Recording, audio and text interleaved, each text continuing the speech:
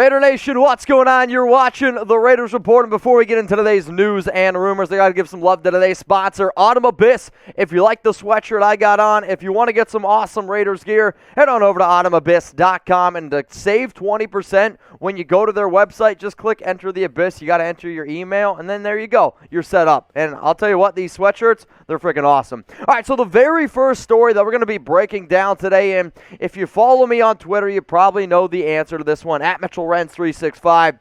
Darren Waller, is he going to be playing up against the Los Angeles Chargers? I'm going to go ahead and give this one 3 no Chucky heads, and I'm going to say it's pretty likely.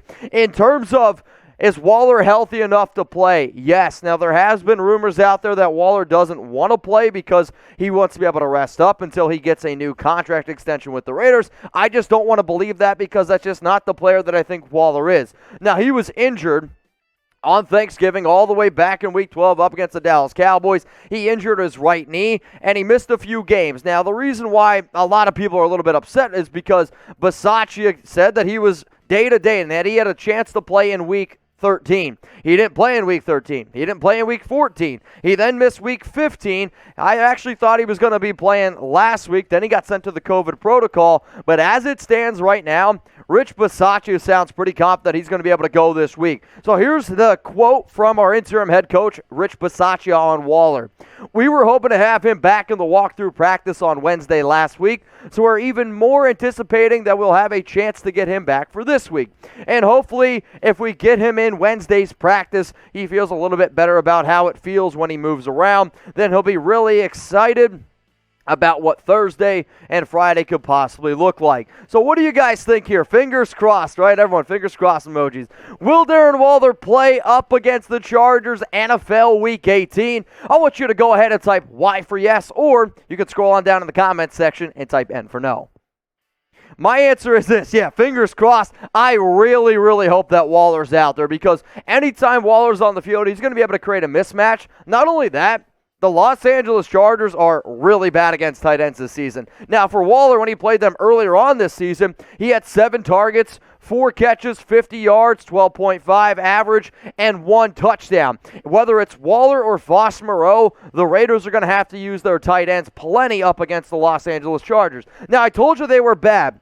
This season, the Chargers have given up 123 targets. That's 25th most in the National Football League. They've given up 86 catches, 22nd. But the numbers that matter, they've given up the most yards of the tight end position, 1,091, and 12 touchdowns. It's actually tied for last with Philadelphia. But as you can see, the Chargers versus tight ends are not very good, so fingers crossed that Darren Waller is going to be out there on the football field. Now, I got a little bit of a different question to ask all of y'all. I've been trying to get more viewers here, been trying to get more people out here, and we did just hit 100,000 subs, so I want to know from y'all, what are we doing well? What can the Raiders Report improve on? How likely are you to recommend us, the Raiders Report, to another Raiders fan from a scale from 1 to 10? 1 being, this is the worst Raiders show you've ever seen, I don't know why you're even watching, or 10, it's the best Raiders show on YouTube. So please, let us know down in the comments. I'm always looking, and at the end of the day, the show is built on Raider Nation. So I will promise you, I will look to see what you're saying, and if you do enjoy the show, share it on Twitter, share it on IG. The more people we get here, the more amazing things that we can do on today's show. All right, let's go to the next story, and this is probably the reason why you clicked on the video. And is Nate Hobbs going to be playing Week 18? I asked you guys earlier on during the build-up, for those of you not watching live, I'm going to only give this one Chucky head, and I'm going to say that there's a small shred of truth. The biggest reason is this. Until we get more information out on what exactly happened with Hobbs, I don't know if Bisaccia is going to play the rookie cornerback. Now, for those of you that live under a rock and for those of you that aren't subscribed, I broke down all of this yesterday on the Raiders Report. So here's what the Las Vegas Metropolitan Police Department had to say.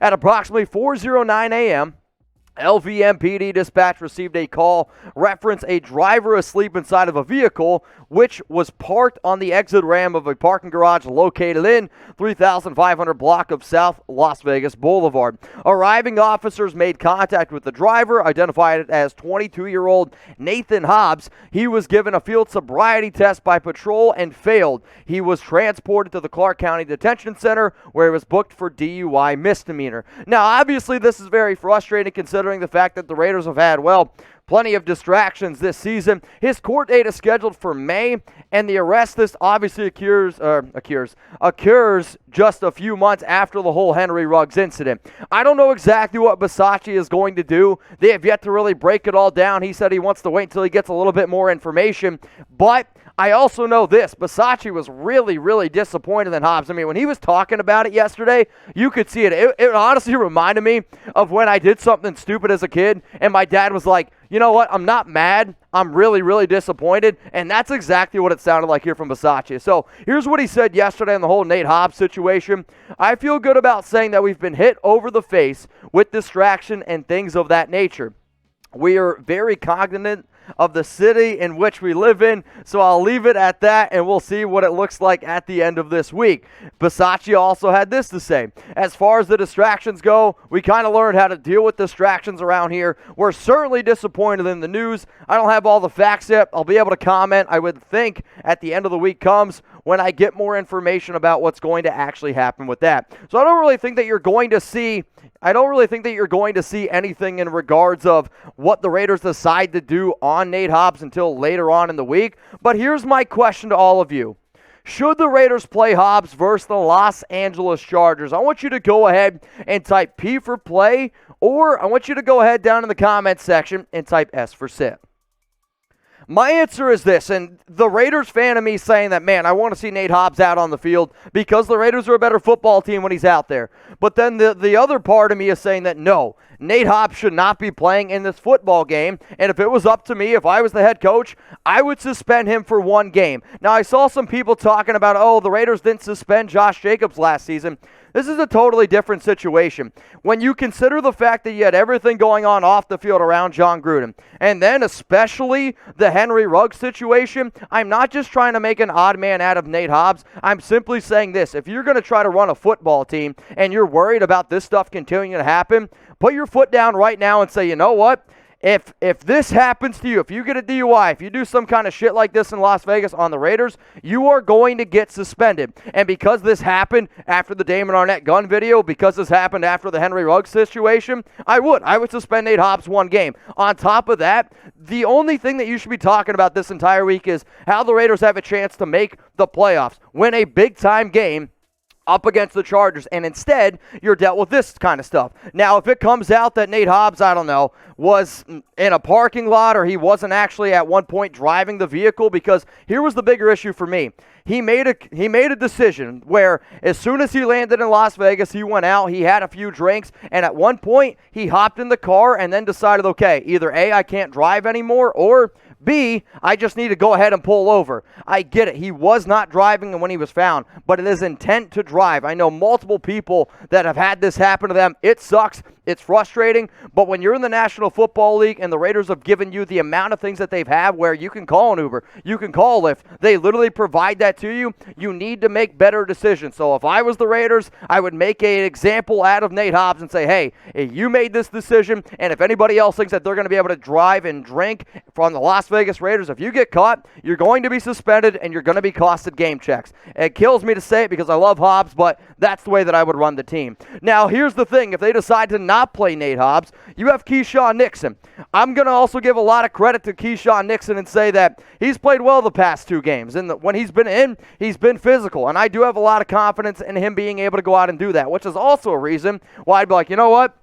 I get it's a big game, but you have to go ahead and suspend Nate Hobbs. I'm not saying you cut him. You absolutely do not do that, but you have to be able to make an example, especially if you are worried that this is going to continue to happen in a city like Las Vegas. Now, I don't know about y'all. I do love Las Vegas. I also love Oakland. And shout out to Autumn Abyss because these guys, man, they make unbelievable sweatshirts, T-shirts. It doesn't matter what it is. It feels better than Nike Dry Fit. And if anybody out there, like, I don't know, if let's just say, for example, Santa Claus didn't show up at your doorstep, or I don't know, it's the new year and you want to be able to get some brand new Raiders gear, head on over to autumnabyss.com where you can get the Marshawn t-shirt. You can go ahead and get the sweatshirt that I have as well. Click Enter the Abyss. That way you can go ahead and save an additional 20%.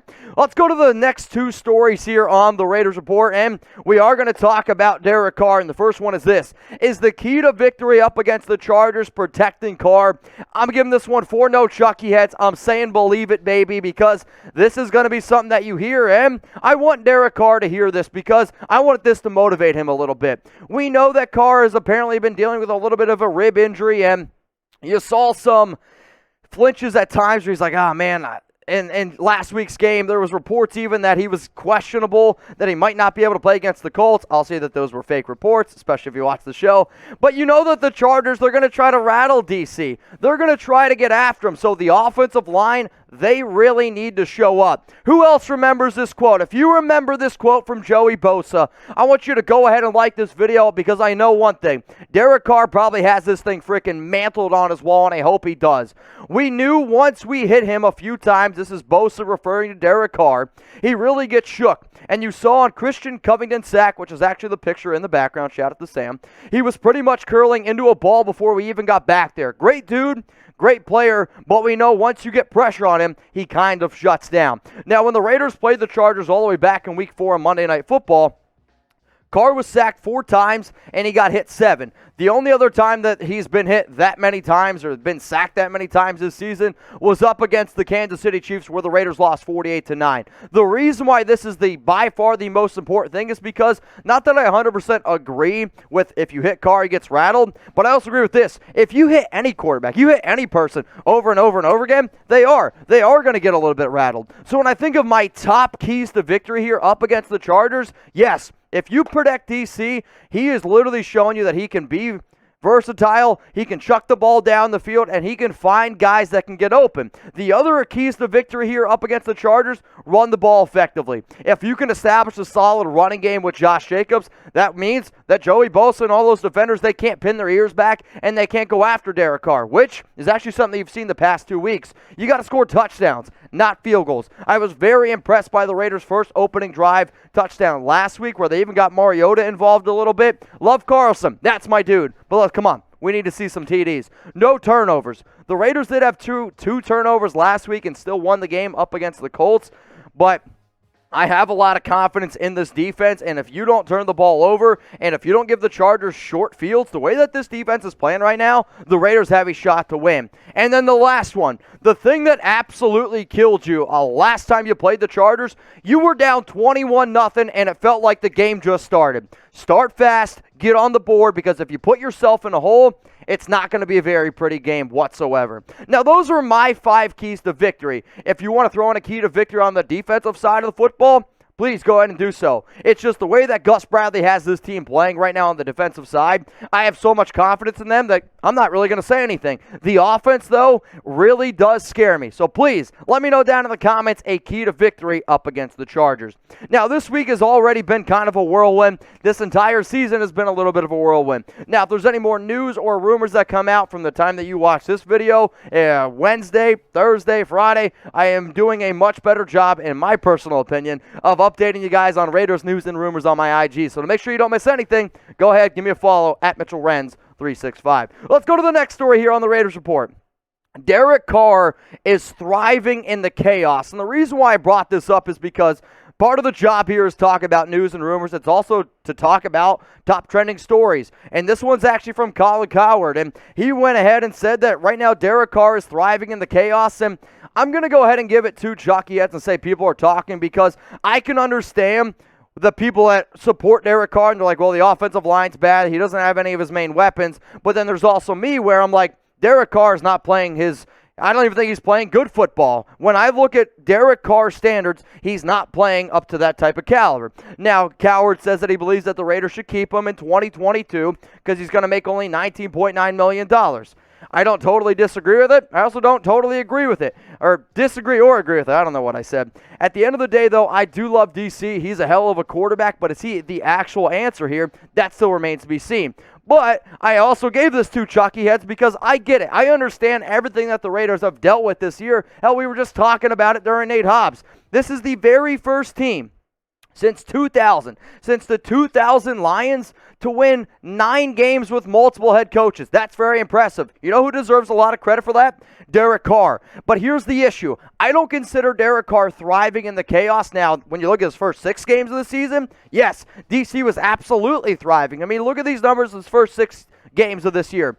2,269 yards, 12 touchdowns, 5 turnovers. On a 17-game pace, y'all, that is 6,429 yards, 36 touchdowns. Sure, it's 18 turnovers, but if you're going to throw for that many yards, I don't really give a shit. You're going to be able to move the football down the field, and guess what? You were also playing very, very well in those first few games. So, what about, though, the past 5 weeks? Because this is where I'm going to disagree. Even though the Raiders have won 3 games in a row, it is not because of Derek Carr. It's because of how well the defense has played. It's because of, actually, I think, how much better the running game has played.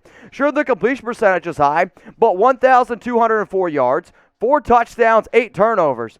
Would you guys, at the end of the season, if Derek Carr finished with these numbers, how would you feel? Because the way that he's played over the past 5 weeks, this is the 17-game pace. 4,094 yards, 14 touchdowns, 27 turnovers. When I come on this show and I talk about DC not being the answer, it's not because I don't respect him. It's not because I don't like everything that he's done and how much he's carried this team in the past. It's like the fact that the Raiders are winning football games and Carr's playing at this level makes me wonder, could they actually be winning games even better? Could the Raiders be even better if you had a better quarterback? So I get it. Carr, he was thriving, Colin, and I listen to your show and I respect your opinion, but he isn't thriving right now. Now, sure, I get it. He has lost Henry Ruggs. He has lost Darren Waller. When you consider the fact that he's lost his head coach, his top 2 targets over the past few weeks, it's why a lot of people are like, well, you got to give Carr the benefit of the doubt. But then the other people always say, oh, the offensive line stinks. If you really go ahead and look, the Raiders' offensive line of late has actually played much, much better. And in fact, the offensive line has played way better the past 5 games than they did the first 6 games. In fact, the first 6 games, it was like, oh my gosh, I don't even know if Derek Carr is going to make it through this entire season. So does DC deserve credit? Absolutely he does. But is he thriving? No, he isn't. So what do you guys think here? After seeing those numbers, I want you to grade Derek Carr's performance the last 5 weeks. A, B, C, D, or F. If your answer is anything under a C, it's a definite reason why I can understand you wanting to move on from Derek Carr.